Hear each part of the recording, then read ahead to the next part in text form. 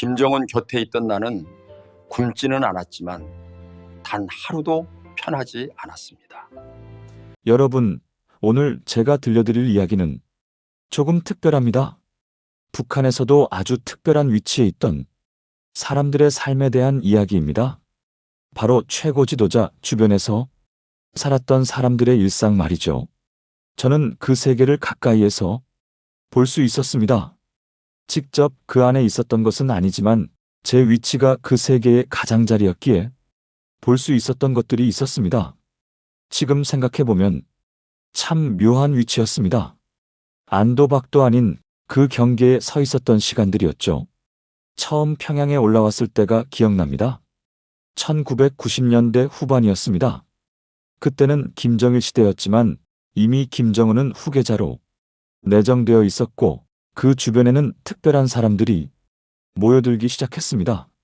저는 당시 한 기관에서 일하게 되었는데 그곳이 바로 최고 지도자와 관련된 업무를 다루는 곳이었습니다. 최고 지도자 주변에 산다는 말, 여러분은 어떻게 생각하시나요? 아마 대부분은 엄청난 특권과 권력을 떠올리실 겁니다. 맞습니다. 그런 면도 분명히 있었습니다. 하지만 그게 전부가 아니었습니다. 아니, 어쩌면 그건 겉모습에 불과했을지도 모릅니다. 그 주변에 포함된 사람들의 범위는 생각보다 넓었습니다. 직계 가족들은 당연하고 당 고위 간부들, 호위 사령부 인원들, 비서실 관계자들, 특별기관 종사자들, 그리고 그들을 돕는 수많은 사람들이 있었습니다.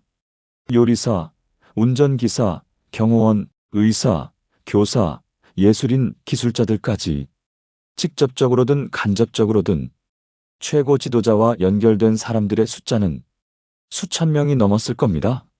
저는 그 중에서도 행정 업무를 담당하는 부서에 있었습니다. 문서를 정리하고 물자를 조달하고 일정을 관리하는 일이었죠. 겉으로 보기엔 평범한 사무직 같았지만 다루는 내용이 달랐습니다. 모든 문서에는 절대 비밀이라는 도장이 찍혀 있었고 모든 전화는 녹음되고 있었습니다.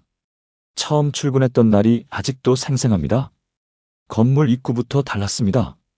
일반 주민들이 다니는 길과는 완전히 분리된 도로가 있었고 그 도로 양쪽에는 높은 담장이 쳐져 있었습니다. 검문소를 지날 때마다 신분증을 확인받았는데 같은 건물에서 일하는 사람들끼리도 서로 다른 출입증을 가지고 있었습니다. 제 상사였던 김 부장이 첫날 저에게 했던 말이 있습니다. 동무, 여기는 특별한 곳이라오. 특별하다는 건 두 가지 뜻이 있어.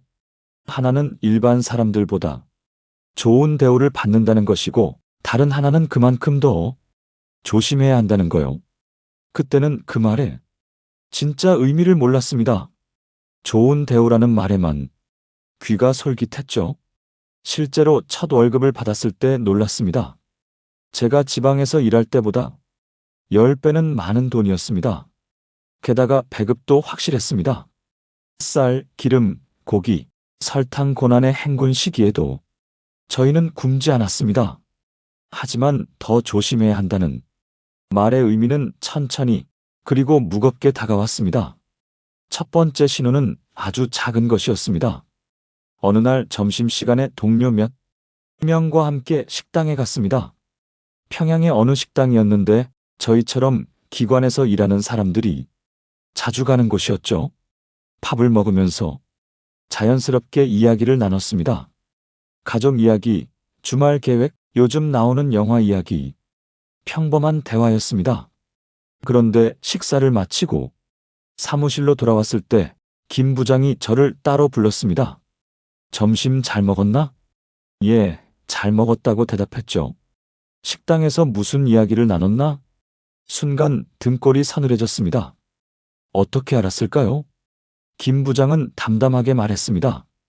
동무가 나쁜 이야기를 한 건 아니요, 하지만 이것만 기억하시오. 여기서 일하는 사람은 밥을 먹을 때도, 길을 걸을 때도, 집에 있을 때도 항상 누군가 지켜보고 있다는 것을. 그게 우리를 보호하는 방법이기도 하고 우리를 시험하는 방법이기도 하오. 그날부터 저는 말을 아끼게 되었습니다. 아니, 말을 아끼는 정도가 아니라 말하기 전에 3번씩 생각하게 되었습니다. 이 말이 누군가에게 들렸을 때 어떻게 해석될까? 이 말이 보고되면 어떤 문제가 생길까? 이런 생각들이 자동으로 작동하기 시작했습니다. 최고 지도자 주변에 산다는 것은 이런 의미였습니다. 모든 순간이 관찰되고 모든 행동이 평가되고 모든 관계가 기록되는 삶이었습니다. 제가 일하던 부서에는 박 과장이라는 사람이 있었습니다. 50대 초반의 남자였는데 이미 20년 넘게 그 기관에서 일한 베테랑이었습니다. 그분은 항상 조용했습니다. 필요한 말만 했고 회의 시간에도 지시받은 것만 정확하게 수행했습니다. 점심시간에도 혼자 먹는 경우가 많았죠. 어느 날 제가 궁금해서 물었습니다. 과장 동무, 왜 항상 혼자 계십니까? 그분은 잠시 저를 바라보더니 조용히 말했습니다. 젊은 동무, 여기서 오래 살아남으려면 2가지를 기억해야 하오. 첫째, 필요 이상으로 가까워지지 말 것. 둘째, 필요 이상으로 알려고 하지 말 것. 그 말이 무슨 뜻인지 완전히 이해하는 데는 시간이 걸렸습니다. 하지만 점차 그 의미를 알게 되었습니다. 이곳에서의 인간관계는 일반 사회와 달랐습니다. 친구라는 개념이 모호했습니다. 오늘의 동료가 내일의 증인이 될 수 있었고 어제의 상사가 오늘 숙청될 수 있었습니다. 제가 직접 목격한 일이 있습니다. 최 과장이라는 분이 계셨는데 능력도 뛰어나고 성격도 좋은 사람이었습니다. 사람들과도 잘 어울렸고 상사들의 신임도 두터웠죠. 그런데 어느 날 갑자기 출근하지 않았습니다. 아무도 그에 대해 묻지 않았습니다. 그의 책상은 조용히 치워졌고 그가 담당하던 업무는 다른 사람에게 넘어갔습니다. 마치 처음부터 그런 사람이 없었던 것처럼요. 나중에 조용히 들은 이야기로는 그분의 부인이 중국과 관련된 일로 조사를 받게 되었고 그 여파로 온 가족이 더 이상은 말하지 않겠습니다. 그때 깨달았습니다.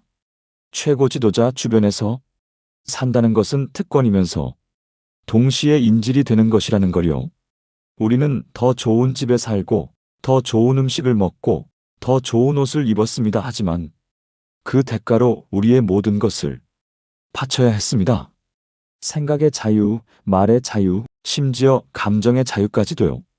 김정은이 공식적으로 후계자가 된 건 2009년이었습니다. 그 전부터 이미 내부에서는 다들 알고 있었죠. 그때부터 분위기가 조금씩 달라지기 시작했습니다. 새로운 지도자를 위한 준비가 시작되었고 그 과정에서 사람들이 재배치되기 시작했습니다. 어떤 사람들은 승진했고 어떤 사람들은 조용히 지방으로 내려갔습니다. 어떤 사람들은 갑자기 사라졌습니다. 그 기준이 무엇인지는 아무도 몰랐습니다. 아니, 알려고 하면 안 되었습니다. 저는 그 시기를 거치면서 한 가지를 확실히 배웠습니다. 이곳에서 가깝다는 것은 양날의 칼이라는 것을요. 최고 지도자와 가까우면 가까울수록 더 많은 것을 얻을 수 있지만 동시에 더 큰 위험에 노출됩니다. 하나의 실수, 하나의 의심, 하나의 소문만으로도 모든 것이 무너질 수 있었습니다. 제 동료 중에 리 동무라는 사람이 있었습니다. 같은 나이였고 같은 시기에 입사했습니다. 우리는 자주 같이 점심을 먹었고 가끔 퇴근 후에 만나기도 했습니다. 물론 깊은 이야기는 나누지 않았습니다. 그럴 수 없었으니까요. 어느 날 리 동무가 조심스럽게 물었습니다. 동무, 가끔 피곤하지 않소? 무슨 뜻이냐고 물었더니 그는 한참을 망설이다가 말했습니다. 매일 긴장하면서 사는 것 말이오. 말 한마디, 표정 하나까지 신경 써야 하는 것이. 저는 대답하지 못했습니다. 대답할 수 없었습니다. 그런 대화 자체가 위험했으니까요. 저는 그저 고개만 끄덕였고 우리는 다시는 그런 이야기를 나누지 않았습니다. 하지만 그날 밤 집에 돌아와서 오래 생각했습니다. 맞았습니다. 피곤했습니다. 아침에 눈을 뜨는 순간부터 밤에 잠들기 전까지, 아니 잠을 자면서도 긴장은 풀리지 않았습니다. 꿈에서도 조심해야 할 것 같았습니다. 최고 지도자 주변에 산다는 것, 그것은 특별한 위치였습니다. 하지만 그 특별함의 의미를 이해하는 데는 오랜 시간이 걸렸습니다. 그리고 그 의미를 완전히 이해했을 때는 이미 빠져나올 수 없는 상태가 되어 있었습니다. 외부에서 보면 우리는 부러움의 대상이었습니다. 평양의 좋은 집에 살고 배급이 확실하고 특별한 대우를 받는 사람들. 하지만 내부에서 느끼는 것은 달랐습니다. 우리는 투명한 유리 상자 안에 갇힌 사람들 같았습니다. 모든 것이 보이고 모든 것이 관찰되고 모든 것이 기록되었습니다. 그 유리 상자는 겉으로 보기엔 아름다웠습니다. 반짝이고 깨끗하고 특별해 보였죠. 하지만 안에 있는 사람은 알았습니다. 그 유리가 얼마나 차갑고 얼마나 단단하고 얼마나 깨지기 쉬운지를요. 여러분, 지금부터는 제가 실제로 보고 경험했던 일상적인 삶의 모습들을 말씀드리려고 합니다. 최고 지도자 주변에서 일하던 사람들의 하루하루가 어땠는지, 그들이 무엇을 먹고 어디서 살고 어떻게 생활했는지에 대한 이야기입니다. 제가 처음 평양에서 배정받은 집은 보통 강구역에 있는 아파트였습니다. 12층짜리 건물의 8층이었는데 방이 3개에 욕실과 부엌이 따로 있었습니다. 지방에서 올라온 저로서는 믿을 수 없을 만큼 큰 집이었습니다. 지방에서 살 때 우리 가족은 방 하나짜리 집에서 5 식구가 살았습니다. 부엌은 밖에 있었고 화장실은 공동으로 사용했죠. 겨울이면 물이 얼어서 아침마다 고생했습니다. 그런 곳에서 살다가 온수가 나오는 욕실이 있는 집으로 이사했으니 처음엔 꿈을 꾸는 것 같았습니다. 집에 들어가는 날 부인과 어린아들이 놀라서 이곳저곳을 뛰어다녔습니다. 아이는 자기만의 방이 생겼다며 좋아했고 부인은 부엌에 가스레인지가 있다며 감탄했습니다. 저도 마찬가지였습니다. 이런 집에서 살 수 있다니 정말 운이 좋다고 생각했죠. 하지만 그날 저녁 이웃집 할머니가 찾아왔습니다. 김치를 한 접시 가져오시면서 인사를 하셨는데 돌아가시기 전에 조용히 말씀하셨습니다. 새로 오셨군요. 여기는 좋은 곳이에요. 하지만 조심하세요. 벽에도 귀가 있다는 걸 잊지 마세요. 그 말을 듣고 순간 온몸에 소름이 돋았습니다. 돌아보니 부인도 긴장한 표정이었습니다. 우리는 그날 밤 아무 말도 하지 않았습니다. 그저 조용히 집안을 둘러보며 어디에 무엇이 있을지 생각했습니다. 나중에 알게 된 사실이지만 우리가 사는 아파트는 특별히 관리되는 건물이었습니다. 입주자들은 모두 당이나 정부, 기관에서 일하는 사람들이었고 건물 관리인도 보위부 소속이었습니다. 우리의 출입 시간, 방문객, 심지어 쓰레기까지 모두 체크되었습니다. 배급은 정말 확실했습니다. 매달 15일이면 쌀 15kg, 옥수수 5kg, 콩 2kg이 나왔습니다. 그리고 한 달에 한 번씩 기름 1리터, 설탕 1kg, 돼지고기 2kg도 받았습니다. 명절 때는 추가로 술과 과자, 과일도 나왔죠. 이것이 얼마나 대단한 것인지는 지방에서 살아본 사람이라면 압니다. 고난의 행군 시기, 수많은 사람들이 굶어 죽어가던 그때도 저희는 굶지 않았습니다. 아니, 오히려 살이 쪘습니다. 주변 사람들이 말라가는 동안 저희는 배를 채우고 살았습니다. 매달 급여도 나왔습니다. 당시 제 월급은 5,000원 정도였는데 지방 노동자들의 평균 임금이 500원 정도였으니 10배가 넘는 돈이었습니다. 게다가 특별 배급으로 외화 상점 이용권도 나왔습니다. 거기서는 중국산 옷, 일본산 전자제품, 심지어 외국 술까지 살 수 있었습니다. 옷도 달랐습니다. 일반 주민들은 배급받는 천으로 옷을 만들어 입었지만 우리는 외화 상점에서 기성복을 샀습니다. 제 부인은 처음으로 중국산 화장품을 사용하게 되었고 아이는 일본 만화가 그려진 운동화를 신었습니다. 겨울이 되면 석탄 배급도 나왔습니다. 다른 집들이 추위에 떨 때 우리 집은 따뜻했습니다. 여름에는 전기가 비교적 잘 들어왔습니다. 물론 하루 종일 나오는 건 아니었지만 저녁 시간에는 거의 확실하게 들어왔습니다. 덕분에 텔레비전도 볼 수 있었고 냉장고도 사용할 수 있었습니다. 이동의 자유도 달랐습니다. 일반 주민들은 여행증 없이는 다른 지역에 갈 수 없었지만 우리는 출장이라는 명목으로 비교적 자유롭게 이동할 수 있었습니다. 기차를 탈 때도 일반 칸이 아닌 특별 칸이 있었고 역에서도 별도의 대합실을 사용했습니다. 의료 혜택도 특별했습니다. 우리는 평양의 특별병원을 이용할 수 있었습니다. 거기는 일반 병원과 완전히 달랐습니다. 깨끗한 시설, 충분한 약품, 실력 있는 의사들.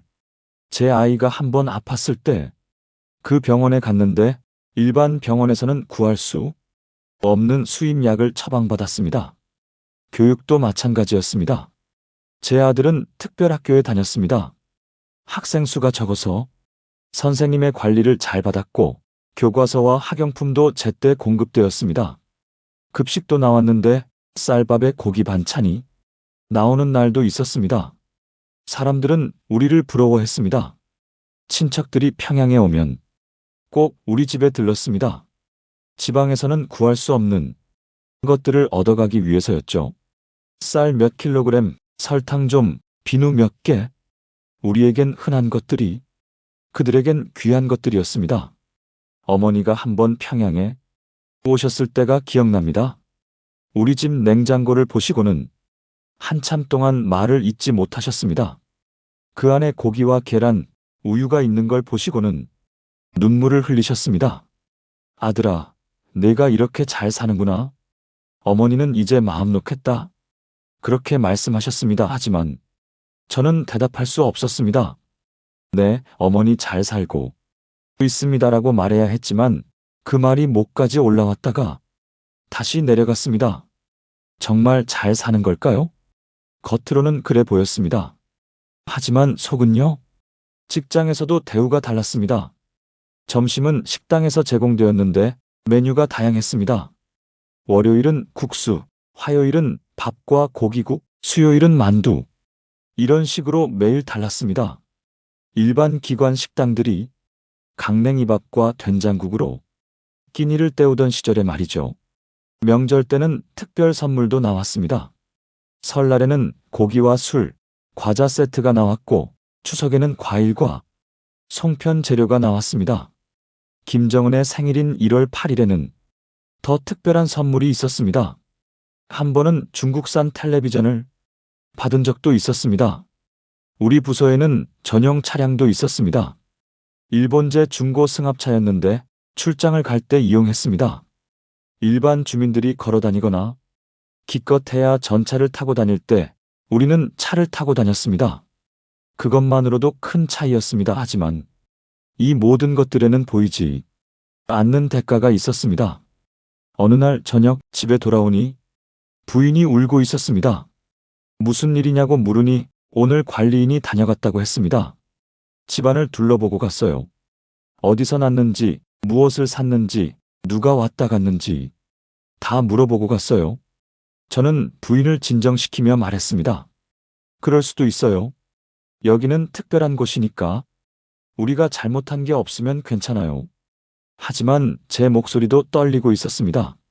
잘못한 게 없으면 괜찮다고요? 과연 그럴까요? 이곳에서는 잘못의 기준이 달랐습니다. 객관적인 잘못이 아니라 누군가의 의심만으로도 문제가 될 수 있었습니다. 제 동료의 아내가 한번 중국에서 온 친척을 만난 적이 있었습니다. 그냥 친척이었습니다. 오래전에 중국으로 시집간 고모였죠. 하지만 그 만남이 보고되었고 제 동료는 한 달 동안 집중 조사를 받았습니다. 결국 문제 없다는 결론이 났지만 그 이후로 그는 승진해서 누락되었습니다. 우리가 먹는 쌀 한 톨, 입는 옷 한 벌, 사는 집 한 칸이 모든 것은 당이 주는 것이었습니다. 그리고 주는 사람은 언제든지 뺏을 수 있었습니다. 이유도 없이, 예고도 없이요. 강 과장이라는 분이 있었습니다. 50대 중반의 성실한 사람이었는데 한 가지 문제가 있었습니다. 술을 좋아했습니다. 물론 혼자 마시는 게 아니라 회식 자리에서 명절 때 동료들과 함께 마셨습니다. 문제될 게 없어 보였죠. 그런데 어느 날 술에 취한 강 과장이 집에 가는 길에 노래를 불렀습니다. 나만 노래였습니다. 아마 젊었을 때 어디선가 들었던 노래였을 겁니다. 술김에 무심코 흥얼거렸던 거죠. 다음 날 강 과장은 출근하지 않았습니다. 사흘 후 돌아왔는데 완전히 다른 사람이 되어 있었습니다. 말수가 없어졌고 눈빛이 변했습니다. 무슨 일이 있었는지는 아무도 묻지 않았습니다. 하지만 다들 알았습니다. 그가 어디에 다녀왔는지, 무엇을 경험했는지를요. 한 달 후 강 과장은 지방으로 전근을 갔습니다. 가족과 함께요. 평양에 좋은 집, 안정적인 배급, 특별한 대우 모든 것을 잃었습니다. 단지 술김의 노래를 흥얼거렸다는 이유로요. 이것이 우리가 사는 세계의 규칙이었습니다. 많이 가질수록 많이 잃을 수 있었고 높이 올라갈수록 더 멀리 떨어질 수 있었습니다. 제 아들이 학교에서 돌아와 물었습니다. 아빠, 우리는 왜 이렇게 잘 살아요? 친구 집에 가봤는데 우리 집보다 훨씬 작더라고요. 저는 대답할 말을 찾지 못했습니다. 뭐라고 말해야 할까요? 아빠가 훌륭한 일을 해서라고 말할까요? 아니면 우리가 운이 좋아서라고 말할까요? 결국 저는 이렇게 말했습니다. 그냥 감사하게 생각하고 살아야 한다. 그리고 절대 자랑하지 마라. 우리가 가진 것을 함부로 말하지 마라. 아이는 이해하지 못하는 표정으로 고개를 끄덕였습니다. 부인이 시장에 다녀온 날이었습니다. 평소보다 늦게 왔는데 표정이 좋지 않았습니다. 무슨 일 있었어요? 물었더니 한참 뒤에 대답했습니다. 시장에서 아는 사람을 만났어요. 옛날 같은 동네에 살던 언니인데 너무 초췌해져 있더라고요. 우리를 보더니 피하더라고요. 그 말을 듣고 가슴이 아팠습니다. 우리는 잘 살았습니다.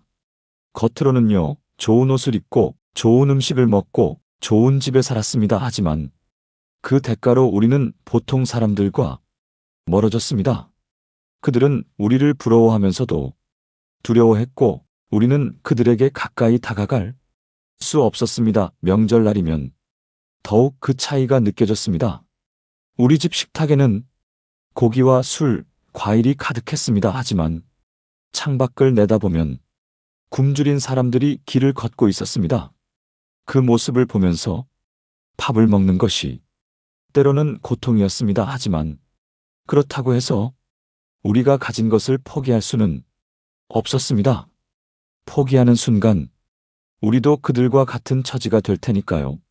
그리고 한번 이 세계에 들어온 사람은 쉽게 나갈 수 없었습니다. 나가려고 하면 의심받았고 의심받으면 모든 것을 잃었습니다. 이것이 최고 지도자 주변에서 사는 사람들의 삶이었습니다. 겉으로는 부유했지만 속으로는 불안했습니다. 많이 가졌지만 진짜로 가진 것은 아무것도 없었습니다. 모든 것이 조건부였고 모든 것이 언제든 사라질 수 있었습니다. 밤마다 잠들기 전 생각했습니다. 내일도 이 집에서 잘 수 있을까? 다음 달에도 배급을 받을 수 있을까? 우리 가족은 안전할까? 이런 생각들이 머릿속을 떠나지 않았습니다. 겉으로 보이는 삶은 화려했습니다. 하지만 그 화려함 뒤에는 끝없는 긴장과 불안이 숨어 있었습니다.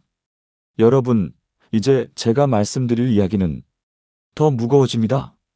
일상의 작은 순간들, 사람들과의 대화, 심지어 표정 하나까지도 조심해야 했던 삶에 대한 것입니다.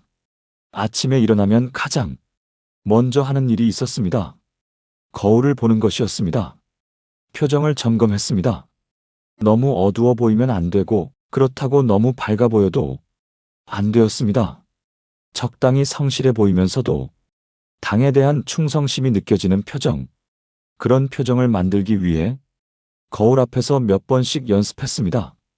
출근길도 긴장의 연속이었습니다. 같은 건물에 사는 사람들과 마주치면 인사를 했습니다. 수고하십니다라는 짧은 인사였지만 그 인사 하나에도 신경을 써야 했습니다. 너무 크게 하면 요란해 보이고 너무 작게 하면 성의 없어 보였습니다. 목소리 톤, 고개 숙이는 각도, 눈을 마주치는 시간, 모든 것이 의미가 있었습니다. 버스를 타고 가면서도 조심했습니다. 어떤 사람 옆에 앉는지, 누구와 눈이 마주치는지, 어디를 보고 있는지 모두 중요했습니다. 혹시라도 잘못된 사람과 대화를 나누면 그것이 나중에 문제가 될 수 있었습니다. 사무실에 도착하면 본격적인 긴장이 시작되었습니다. 책상에 앉기 전에 주변을 살폈습니다. 누가 먼저 왔는지, 누가 아직 안 왔는지, 분위기가 어떤지 이런 것들을 파악한 후에야 자리에 앉았습니다. 회의 시간은 가장 조심스러운 시간이었습니다. 발언을 할 때는 먼저 상사의 눈치를 봤습니다. 상사가 어떤 입장인지 파악한 후에야 말을 상사가 어떤 입장인지 파악한 후에야 말을 시작했습니다. 절대 상사와 다른 의견을 말하면 안 되었습니다. 그렇다고 너무 노골적으로 동조하면 아첨하는 것처럼 보였습니다. 적당한 선을 찾는 것, 그게 가장 어려웠습니다. 박동무라는 사람이 있었습니다. 능력도 있고 똑똑한 사람이었는데 한 가지 문제가 있었습니다. 자기 생각을 너무 솔직하게 표현했습니다. 물론 체제를 비판하거나 그런 건 아니었습니다. 단지 업무에 대한 자기 의견을 명확하게 말했을 뿐이죠. 어느 회의에서였습니다. 부장이 어떤 계획을 설명했는데 박동무가 질문을 했습니다. 그 방법보다는 이렇게 하는 게 더 효율적이지 않겠습니까? 객관적으로 보면 합리적인 제안이었습니다. 실제로 더 나은 방법이었죠. 하지만 회의실 분위기가 순식간에 얼어붙었습니다. 부장의 표정이 굳었고 다른 사람들은 고개를 숙였습니다. 박동무는 그제야 자기가 실수했다는 걸 깨달았습니다.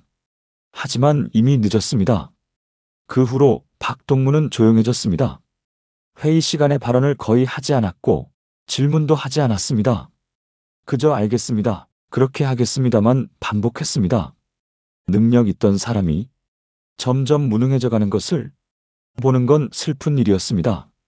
점심시간도 자유로운 시간이 아니었습니다. 누구와 밥을 먹는지, 무슨 이야기를 나누는지 모두 관찰되었습니다. 너무 자주 같은 사람과 먹으면 파벌을 만든다고 의심받았고 혼자 먹으면 사회성이 없다고 평가받았습니다. 식사 중 대화 주제도 제한되어 있었습니다. 안전한 주제는 날씨, 건강, 가족의 일상 정도였습니다. 정치적인 이야기는 절대 금기였고 업무 이야기도 조심스러웠습니다. 누가 듣고 있을지 몰랐으니까요. 한 번은 최동무와 함께 점심을 먹다가 텔레비전 이야기를 했습니다. 전날 본 드라마에 대한 가벼운 이야기였습니다. 어제 나온 장면이 좀 과장된 것 같지 않았소? 최동무가 말했습니다. 저는 즉시 긴장했습니다. 무슨 뜻이오? 조심스럽게 물었습니다. 최동무는 계속 말했습니다. 아니, 실제로는 그렇게까지 풍족하지 않잖소. 드라마에서는 모든 집에 고기가 넘치는 것처럼 나오는데 저는 재빨리 주제를 바꿨습니다. 드라마는 드라마일 뿐이요. 우리의 밝은 미래를 보여주는 거지. 그리고 더 이상 그 이야기를 하지 않았습니다. 최동무도 자기가 위험한 말을 했다는 걸 깨달았는지 조용해졌습니다. 그날 저녁 집에 돌아와서도 그 대화가 신경 쓰였습니다. 혹시 누가 들었을까? 보고되지는 않았을까? 며칠 동안 불안했습니다. 다행히 아무 일도 일어나지 않았지만 그 이후로 최동무와는 거리를 두게 되었습니다. 이것이 우리의 인간관계였습니다. 친구라고 부를 수 있는 사람이 없었습니다. 모두가 동료였고 모두가 잠재적인 증인이었습니다. 누군가에게 마음을 열면 그것이 약점이 되었습니다. 윤 과장이라는 사람이 있었습니다. 저와 나이도 비슷하고 고향도 같았습니다. 자연스럽게 가까워졌고 가끔 퇴근 후에 만나 걷기도 했습니다. 깊은 이야기는 하지 않았지만 그래도 함께 있으면 조금은 편안했습니다. 어느 날 윤 과장이 조용히 말했습니다. 동무, 가끔 고향 생각이 나지 않소? 물론 났습니다. 저는 솔직하게 대답했습니다. 나오 부모님도 계시고 어릴 때 친구들도 있고. 윤 과장이 한숨을 쉬었습니다. 나도 그래요. 고향에서는 비록 가난했지만 마음만은 편했소. 여기는 모든 게 있는데 마음이 편하지 않소? 그 말에 저도 모르게 고개를 끄덕였습니다. 하지만 곧 긴장했습니다. 이런 대화도 위험했습니다. 평양 생활에 불만이 있다는 것으로 해석될 수 있었으니까요. 그래도 우리는 운이 좋은 거요. 당의 배려로 여기서 일할 수 있게 되었으니 저는 재빨리 말을 바꿨습니다. 윤 과장도 알아들었습니다. 맞소, 감사하게 생각해야지. 그 후로 우리는 더 이상 그런 이야기를 나누지 않았습니다. 아니, 아무 이야기도 나누지 않게 되었습니다. 서로를 피했습니다. 가까워질수록 위험했으니까요. 가족과의 관계도 달라졌습니다. 집에서도 자유롭게 말할 수 없었습니다. 아들이 학교에서 무슨 말을 할지 몰랐고 부인이 이웃과 무슨 이야기를 나눌지 예측할 수 없었습니다. 어느 날 저녁 식사 중에 아들이 물었습니다. 아빠, 선생님이 우리 집에 대해 물어보셨어요. 무슨 일 하시는지, 집이 어떤지. 순간 숨이 멎는 것 같았습니다. 뭐라고 대답했니? 최대한 차분하게 물었습니다. 그냥 아빠는 사무실에서 일하신다고 했어요. 집은 좋다고 했고요. 저는 아들을 조용히 불렀습니다. 아들아, 잘 들어라. 우리 집 이야기는 밖에서 하면 안 된다. 아빠 일도 자세히 말하면 안 되고 집에 뭐가 있는지도 말하면 안 돼. 알겠니? 아들은 이해하지 못하는 표정으로 물었습니다. 왜요? 어떻게 설명해야 할까요? 10살밖에 안 된 아이에게 이 복잡한 세계의 규칙을 어떻게 설명할 수 있을까요? 그냥 그게 규칙이야. 우리를 지키기 위한 규칙이란다. 부족한 대답이었지만 그게 제가 할 수 있는 전부였습니다. 부인도 힘들어했습니다. 이웃들과의 관계가 특히 그랬습니다. 서로 친하게 지내고 싶었지만 가까워질 수 없었습니다. 누가 누구를 감시하는지 알 수 없었으니까요. 한 번은 아래층 부인이 설탕을 빌리러 왔습니다. 부인이 설탕을 주면서 차라도 한잔 하자고 했습니다. 평범한 이웃 간의 교류였죠. 하지만 그 부인이 돌아간 후 저는 부인에게 주의를 줬습니다. 너무 친하게 지내지 마요. 필요한 것만 빌려주고 깊은 이야기는 하지 마요. 부인이 슬픈 표정으로 물었습니다. 왜 이렇게 살아야 해요? 그냥 평범하게 이웃과 지낼 수는 없나요? 저도 대답할 수 없었습니다. 왜일까요? 우리가 잘못한 게 있나요? 아니었습니다. 단지 우리가 특별한 위치에 있었을 뿐이었습니다. 그리고 그 특별함은 모든 평범한 것들을 앗아갔습니다. 명절 때가 되면 더 힘들었습니다. 친척들이 찾아왔습니다. 물론 우리를 보러 온 게 아니라 무언가를 얻으러 왔습니다. 쌀, 기름, 설탕. 우리가 배급받는 것들이었죠. 처음에는 기쁘게 나눠줬습니다. 가족이니까요. 하지만 점점 부담이 되었습니다. 너무 많이 주면 어디서 났느냐고 의심받았고 너무 적게 주면 인색하다고 비난받았습니다. 게다가 친척들과의 대화도 조심스러웠습니다. 그들은 지방의 어려운 상황을 이야기했고 평양 생활을 부러워했습니다. 저는 그저 듣기만 했습니다. 동조하면 불만 분자가 되고 부정하면 현실을 모르는 사람이 되었으니까요. 표정 관리도 중요했습니다. 너무 슬퍼 보이면 안 되고 너무 행복해 보여도 안 되었습니다. 항상 적당히 만족스러우면서도 더 열심히 하겠다는 의지가 보이는 표정을 지어야 했습니다. 어느 날 아침 거울을 보다가 깨달았습니다. 제 진짜 표정이 뭔지 모르겠다는 것을요. 너무 오랫동안 가면을 쓰고 살다 보니 가면 밑에 얼굴을 잊어버린 것 같았습니다. 웃을 때도 진심으로 웃는 건지 웃어야 해서 웃는 건지 구분이 안 되었습니다. 슬플 때도 슬픔을 표현할 수 없었고, 화가 나도 화를 낼 수 없었습니다. 모든 감정이 통제되고 검열되고 조정되었습니다. 심지어 혼자 있을 때도 긴장이 풀리지 않았습니다. 집에서도 화장실에서도 침대에 누워서도 누군가 보고 있을 것 같았습니다. 실제로 그랬을지도 모릅니다. 밤에 잠들기 전 그날 한 말과 행동들을 되짚어 봤습니다. 혹시 잘못한 게 있나? 이상하게 보인 건 없나? 누군가 오해할 만한 건 없었나? 매일 밤 이런 검열을 거쳐야 겨우 잠들 수 있었습니다. 그리고 악몽을 꿨습니다.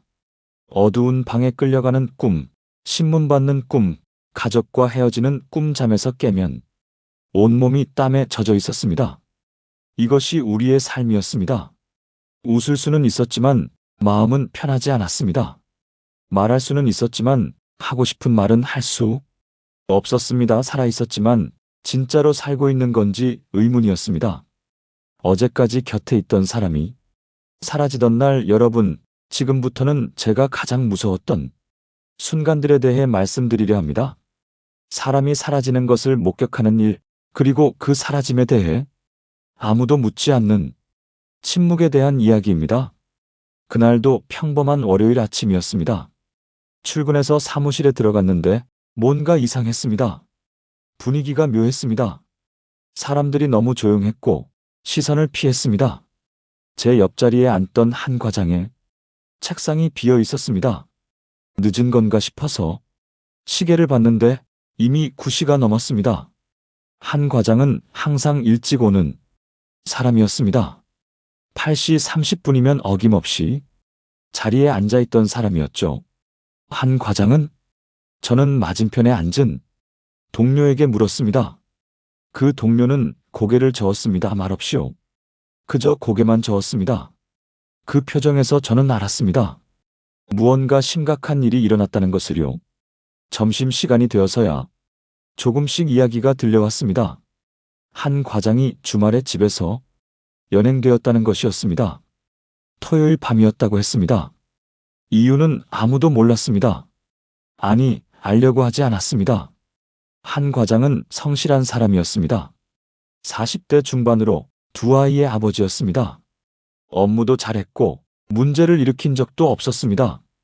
지난주 금요일까지도 평범하게 일하고 퇴근했습니다. 다음 주에 봅시다라고 인사하며 나갔던 그 사람이 월요일에는 없었습니다. 화요일이 되었습니다. 한 과장의 책상이 치워지기 시작했습니다. 서류들이 상자에 담겼고 개인 물품들이 정리되었습니다. 사진 액자, 필통, 머그컵, 한 사람의 존재를 증명하던 것들이 하나씩 사라졌습니다. 아무도 그 일을 돕지 않았습니다. 행정 담당 직원 혼자서 조용히 정리했습니다. 우리는 그저 고개를 숙이고 자기 일을 했습니다. 아니, 일을 하는 척했습니다. 사실 아무도 집중할 수 없었습니다. 수요일 아침 부장이 우리를 불렀습니다. 간단한 회의였습니다. 부장은 짧게 말했습니다. 한 동무의 업무는 박 동무와 김 동무가 나눠서 맡도록 하시오. 다른 것은 묻지 마시오. 그리고 말하지 마시오. 그게 전부였습니다. 한 과장에 대한 마지막 언급이었습니다. 그 이후로 아무도 그의 이름을 입에 올리지 않았습니다. 마치 처음부터 그런 사람이 없었던 것처럼요. 하지만 우리 모두 알고 있었습니다. 그는 어딘가에 있었고 무언가를 당하고 있었습니다. 그리고 우리 중 누구라도 같은 일을 당할 수 있었습니다. 식당에서 밥을 먹다가 한 과장의 자리를 보게 되었습니다. 항상 앉던 자리였습니다. 창가 쪽 세 번째 테이블의 구석자리. 지금은 다른 사람이 앉아 있었습니다.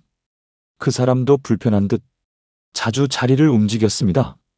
한 과장의 가족은 어떻게 되었을까요? 부인과 아이들은 어디로 갔을까요? 아무도 몰랐습니다. 아니, 알려고 하지 않았습니다. 그것조차 위험했으니까요. 한 달쯤 지났을까요? 한 과장이 앉던 자리에 새로운 사람이 왔습니다. 이름은 장동무였습니다. 젊은 사람이었고 열심히 일했습니다. 누구도 그에게 전임자에 대해 말하지 않았습니다. 아마 그는 평생 한 과장이라는 사람이 있었다는 것을 모를 겁니다. 하지만 이런 일은 한 과장만이 아니었습니다. 제가 그곳에서 일하는 5년 동안 적어도 7명의 동료가 그렇게 사라졌습니다. 어떤 사람은 한밤중에, 어떤 사람은 출근길에, 어떤 사람은 회의 중에 끌려갔습니다. 최 부장이라는 분이 있었습니다. 부서의 책임자였는데 능력도 있고 인품도 좋았습니다. 당성도 강했고 충성심도 의심할 여지가 없었습니다. 그런데 어느 날 회의 중에 전화가 왔습니다. 최 동무, 잠깐 나와 보시오. 보위부 사람들이었습니다. 최 부장은 당황한 기색 없이 일어났습니다. 곧 돌아오겠소라고 말하며 나갔습니다. 하지만 돌아오지 않았습니다. 회의실에 남은 우리는 어떻게 해야 할지 몰랐습니다. 회의를 계속해야 할까요? 기다려야 할까요? 결국 부부장이 말했습니다. 오늘은 여기까지 하고 해산합시다. 우리는 조용히 일어나 나갔습니다. 복도에서 서로 눈을 마주치지 않으려 애썼습니다. 각자의 얼굴에 공포가 역력했으니까요. 다음 날 새로운 부장이 임명되었습니다. 최 부장에 대한 언급은 단 한마디도 없었습니다. 마치 처음부터 그가 부장이었던 것처럼 모든 것이 진행되었습니다. 어떤 때는 이유를 짐작할 수 있었습니다. 정 과장의 경우가 그랬습니다. 그는 가끔 외국 라디오를 들었다는 소문이 있었습니다. 정확히 확인된 건 아니었지만 그런 소문만으로도 충분했습니다. 정 과장이 사라진 다음 날 그의 집이 수색되었습니다. 무엇을 찾았는지는 모르겠습니다. 하지만 며칠 후 그의 가족도 평양에서 사라졌습니다. 지방으로 보내졌다는 이야기도 있었고 정치범 수용소로 갔다는 이야기도 있었습니다. 하지만 대부분은 이유를 알 수 없었습니다. 김동무의 경우처럼요. 그는 모범적인 당원이었습니다. 생활청화 때도 항상 솔선수범했고 충성의 표시도 확실했습니다. 그런데 어느 날 갑자기 사라졌습니다. 나중에 들은 이야기로는 그의 먼 친척이 한국으로 탈북했다는 것이었습니다. 김동무는 그 친척과 10년 넘게 연락도 없었고 얼굴도 본 적이 없었습니다. 하지만 그것만으로도 충분했습니다. 이런 일들을 보면서 우리는 배웠습니다. 안전이란 없다는 것을요. 아무리 조심해도 아무리 충성스러워도 언제든 당할 수 있다는 것을요. 사무실 분위기가 점점 더 무거워졌습니다. 사람들은 서로를 의심하기 시작했습니다. 누가 밀고자일까? 누가 보고하는 걸까? 친한 척하다가 뒤에서 고발하는 사람은 누구일까? 점심시간에도 혼자 먹는 사람이 늘었습니다. 대화는 최소한으로 줄었습니다. 회식 자리도 예전처럼 편하지 않았습니다. 모두가 긴장하고 모두가 조심했습니다. 제일 무서웠던 건 예측할 수 없다는 것이었습니다. 어떤 기준으로 사람을 데려가는지, 무엇이 문제가 되는지 아무도 몰랐습니다. 오늘 안전하다고 내일도 안전한 건 아니었습니다. 어느 날 밤 집에서 TV를 보고 있는데 갑자기 문을 두드리는 소리가 났습니다. 밤 10시가 넘은 시간이었습니다. 심장이 멎는 것 같았습니다. 부인과 눈이 마주쳤습니다. 부인의 얼굴이 하얗게 질렸습니다. 아들은 이미 잠들어 있었습니다. 저는 천천히 문 쪽으로 갔습니다. 누구십니까? 떨리는 목소리로 물었습니다. 아래층 사는 사람인데요. 전기가 나갔는데 혹시 촛불 좀 빌릴 수 있을까요? 그제야 숨을 쉴 수 있었습니다. 촛불을 빌려주고 문을 닫았습니다. 다리에 힘이 풀려 그 자리에 주저앉았습니다. 부인도 울고 있었습니다. 이렇게 살 수는 없어요. 부인이 흐느꼈습니다. 매일 밤 문 두드리는 소리만 나도 심장이 멎을 것 같아요. 저도 마찬가지였습니다. 하지만 무엇을 할 수 있었을까요? 어디로 갈 수 있었을까요? 우리는 이미 이 세계의 일부였고 빠져나갈 방법은 없었습니다. 사라진 사람들에 대한 침묵은 우리를 더욱 겁먹게 만들었습니다. 만약 그들에 대해 물으면 어떻게 될까요? 관심을 보이는 것만으로도 의심받을 수 있었습니다. 왜 그 사람에 대해 묻는가? 무슨 관계가 있는가? 그래서 우리는 입을 다물었습니다. 보지 않은 척, 모르는 척, 상관없는 척 했습니다. 그게 살아남는 방법이었습니다. 하지만 그 침묵은 우리의 인간성을 조금씩 갉아먹었습니다. 동료가 사라지는데 아무 말도 할 수 없다는 것, 친구가 끌려가는데 도울 수 없다는 것, 그저 침묵으로 방관해야 한다는 것. 이것이 우리를 서서히 죽여갔습니다. 어느 날 박동무가 조용히 물었습니다. 동무, 우리는 지금 뭘 하고 있는 거요? 저는 대답할 수 없었습니다. 무엇을 하고 있는 걸까요? 살고 있는 걸까요? 아니면 그저 죽지 않으려고 버티고 있는 걸까요? 밤마다 사라진 사람들의 얼굴이 떠올랐습니다. 한 과장, 최 부장, 정 과장, 김동무. 그들은 지금 어디에 있을까요? 살아있기는 한 걸까요? 가족들은 어떻게 되었을까요? 하지만 이런 생각조차 위험했습니다. 그들에 대해 생각한다는 것 자체가 동조하는 것으로 해석될 수 있었으니까요. 그래서 저는 그 생각들을 머릿속 깊은 곳에 묻었습니다. 어제까지 곁에 있던 사람이 오늘은 없다. 그리고 내일은 내가 없을 수도 있다. 이것이 우리가 사는 세계의 현실이었습니다. 특권은 보호막이 아니라 시험대였다. 여러분, 이제 말씀드리고 싶은 것은 역설적인 진실입니다. 최고 지도자 가까이 있다는 것이 보호받는다는 의미가 아니라 오히려 더 많은 시험과 감시를 받는다는 것이었습니다. 처음 그곳에서 일하게 되었을 때 저는 특권을 누리게 될 거라고 생각했습니다. 실제로 물질적으로는 그랬습니다. 좋은 집, 충분한 식량, 안정적인 생활. 이 모든 것이 제게 주어졌습니다. 하지만 시간이 지나면서 깨달았습니다. 이 특권들은 공짜가 아니었습니다. 매일매일 그것을 받을 자격이 있다는 것을 증명해야 했습니다. 어떻게요? 절대적인 충성으로요. 아침에 눈을 뜨면 가장 먼저 하는 일이 있었습니다. 김일성 주석님과 김정일 장군님의 초상화 앞에 인사하는 것이었습니다. 이것은 의무였습니다. 걸으면 안 되었습니다. 심지어 아플 때도요.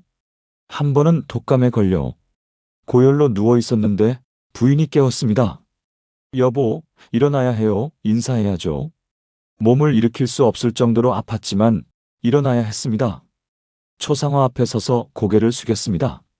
그것이 규칙이었습니다. 직장에서도 마찬가지였습니다. 매주 수요일은 생활총화 날이었습니다. 모두가 모여 자아 비판과 상호 비판을 했습니다.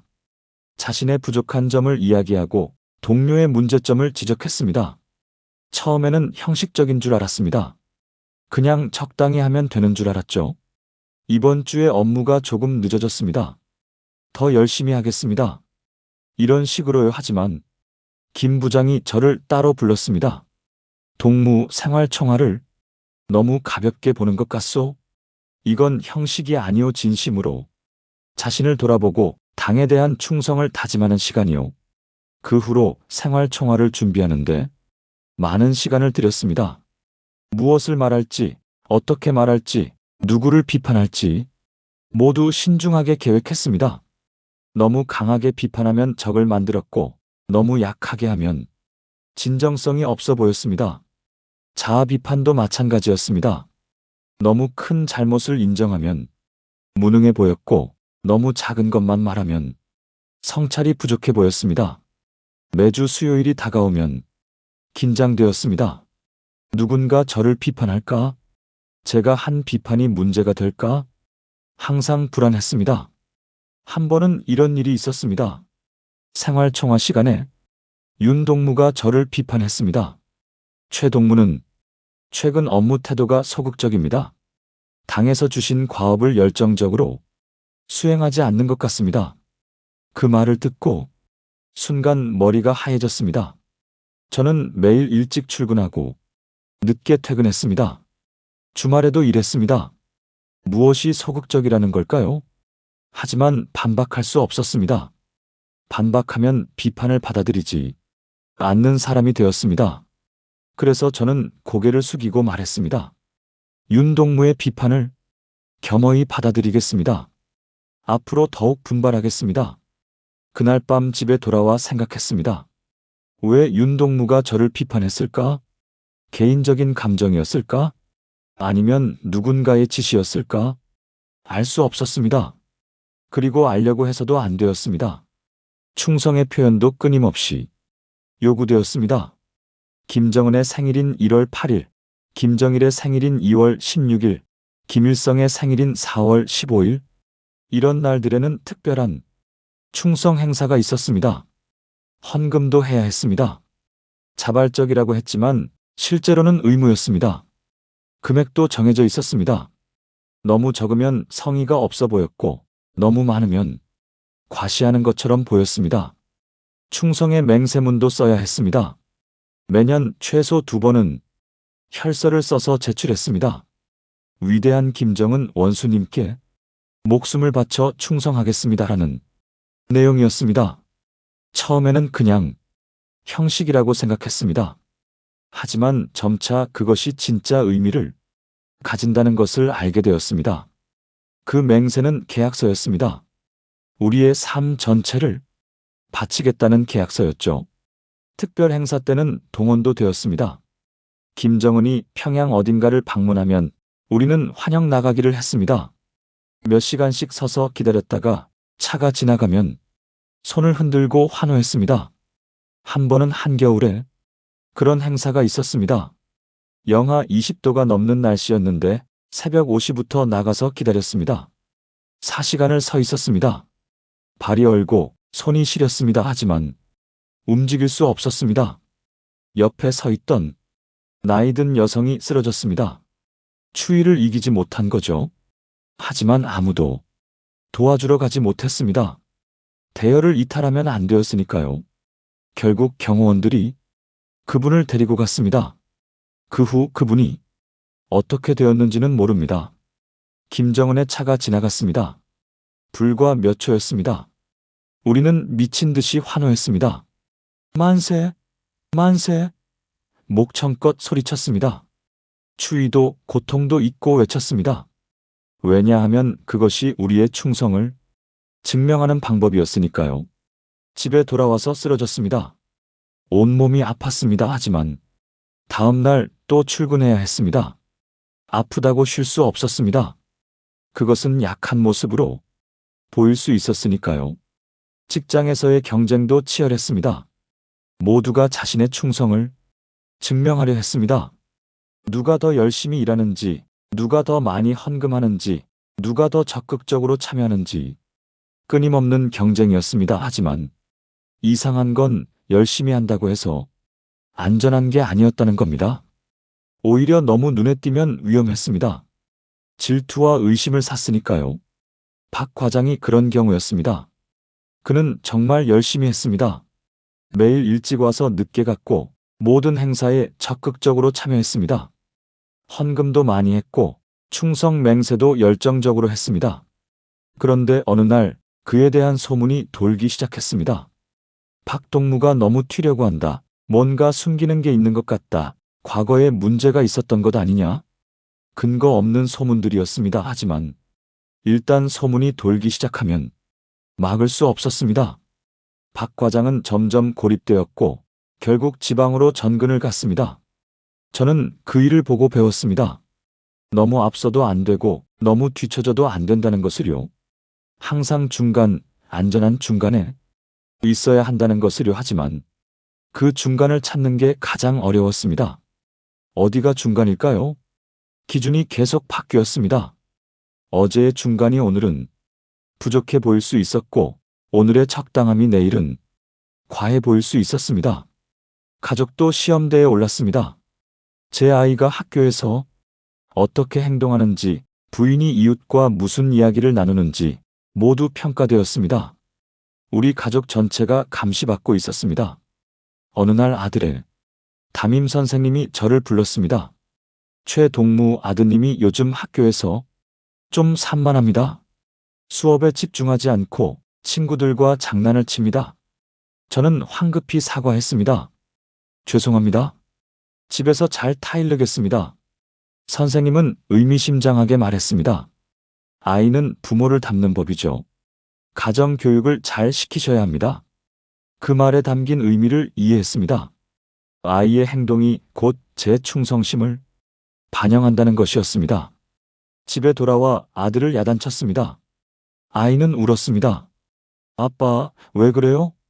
저는 그냥 놀았을 뿐인데 설명할 수 없었습니다. 10살 아이에게 어떻게 설명할 수 있을까요? 내가 학교에서 장난치는 것이 우리 가족 전체를 위험에 빠뜨릴 수 있다고 어떻게 말할 수 있을까요? 특권은 점점 무거워졌습니다. 좋은 집은 언제든 빼앗길 수 있다는 불안의 무게였고 충분한 식량은 언제든 끊길 수 있다는 공포의 무게였습니다. 매달 받는 월급조차 부담이었습니다. 이 돈을 받을 자격이 있을까? 충분히 충성했을까? 혹시 다음 달에는 못 받는 건 아닐까? 이런 생각들이 끊임없이 들었습니다. 어느 날 밤 거울을 보며 생각했습니다.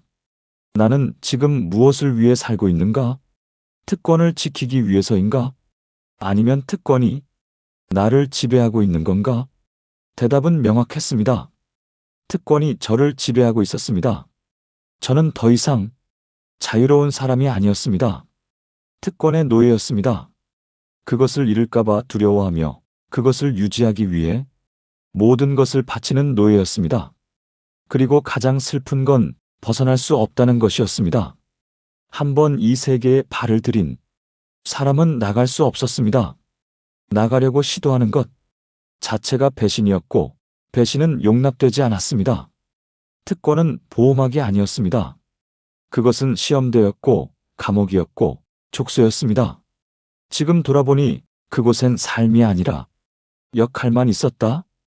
여러분, 저는 지금 그곳을 떠나 시간이 꽤 지났습니다. 거리를 두고 보니 더 명확하게 보이는 것들이 있습니다. 그곳에서의 삶은 진짜 삶이 아니었습니다. 우리는 살고 있는 게 아니라 역할을 연기하고 있었습니다.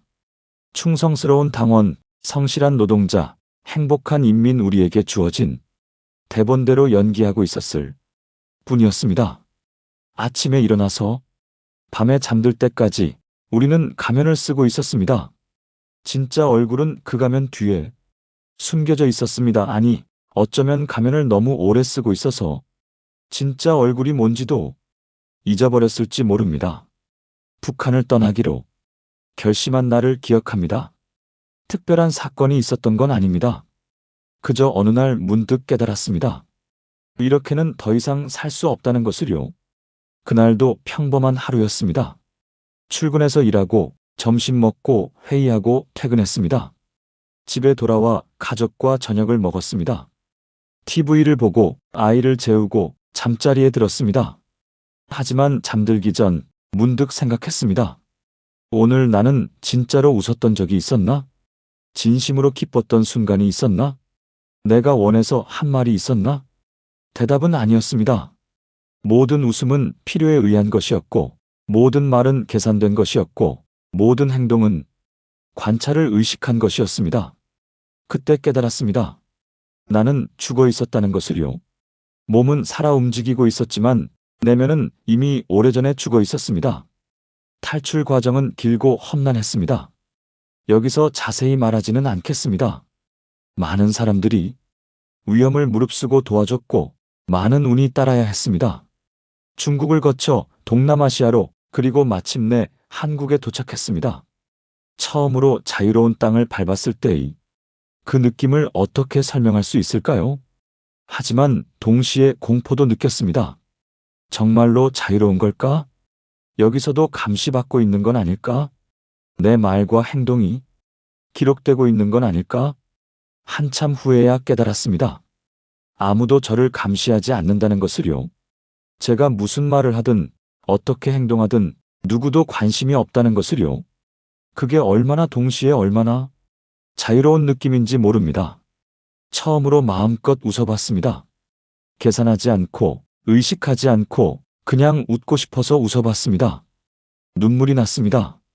이렇게 간단한 것이 그렇게 오랫동안 허락되지 않았다는 게 슬펐습니다. 처음으로 하고 싶은 말을 해봤습니다. 검열하지 않고 포장하지 않고 그냥 생각나는 대로 말해봤습니다. 이상했습니다. 말이 자연스럽게 나오지 않았습니다. 너무 오랫동안 조심하며 살았기에 자유롭게 말하는 방법을 잊어버린 것 같았습니다. 지금도 가끔 그곳에서 함께 일했던 사람들을 생각합니다. 한 과장, 박동무, 윤 과장, 최 부장. 그들은 지금 어떻게 살고 있을까요? 아직도 그 투명한 유리 상자 안에 갇혀 있을까요? 그들을 생각하면 복잡한 감정이 듭니다. 미안하기도 하고 안타깝기도 하고 동시에 제가 나온 것에 죄책감도 느낍니다. 왜 나만 나왔을까?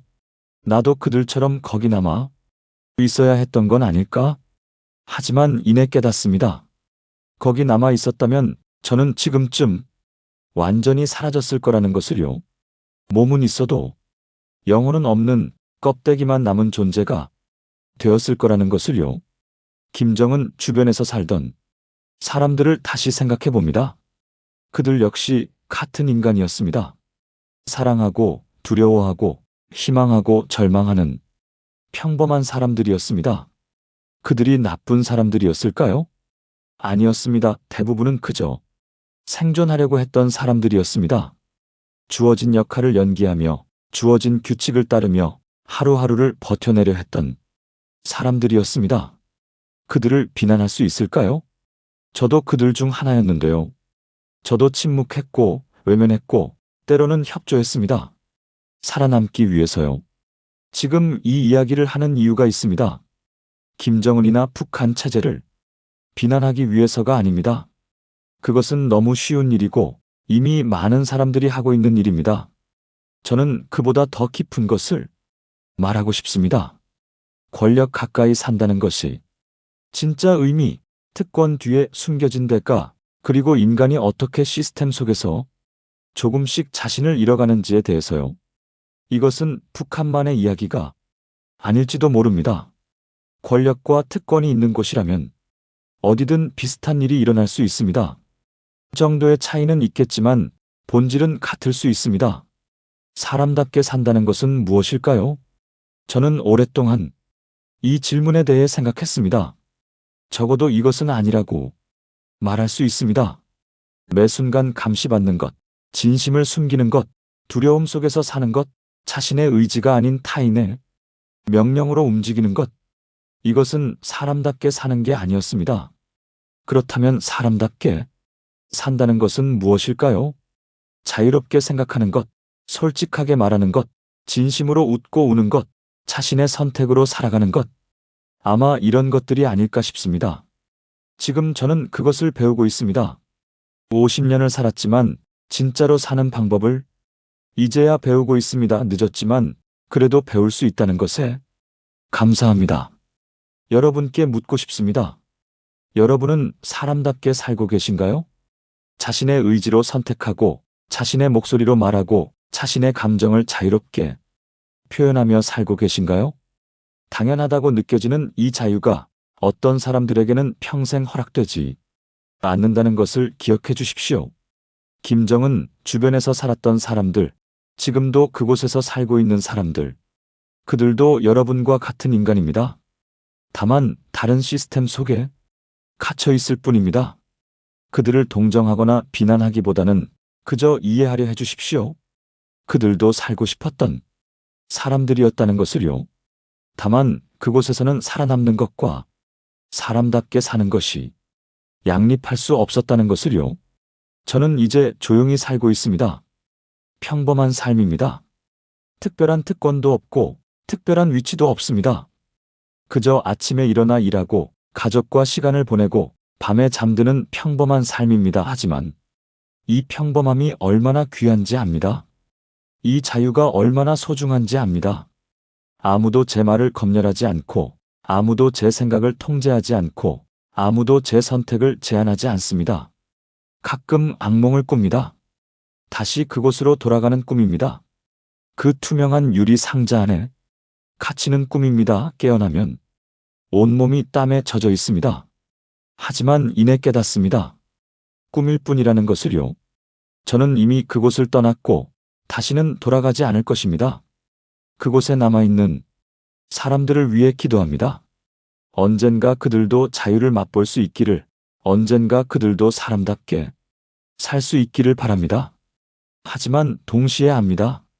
그것이 쉽지 않다는 것을요. 시스템은 강력하고 공포는 깊고 탈출구는 좁습니다. 여러분께 마지막으로 하고 싶은 말이 있습니다. 자유를 당연하게 여기지 마십시오. 여러분이 지금 누리고 있는 것들 마이너스 자유롭게 생각하고 말하고 선택할 수 있는 권리 마이너스 이것들은 당연한 게 아닙니다. 세상 어딘가에는 그것을 갈망하면서도 가질 수 없는 사람들이 있습니다. 그리고 기억해 주십시오. 권력 가까이 산다는 것이 항상 축복은 아니라는 것을요. 특권 뒤에는 보이지 않는 대가가 있다는 것을요. 겉으로 화려해 보이는 삶이 속으로는 공허할 수 있다는 것을요. 저는 더 이상 그곳 사람이 아닙니다. 하지만 그곳에서의 기억은 여전히 제 안에 있습니다. 그 기억들이 저를 만들었고 지금의 저를 이해하는 열쇠입니다. 때때로 그 기억들이 무겁습니다. 하지만 동시에 감사합니다. 그 경험이 있었기에 지금의 자유가 얼마나 소중한지 알 수 있으니까요. 여러분, 긴 이야기를 들어주셔서 감사합니다.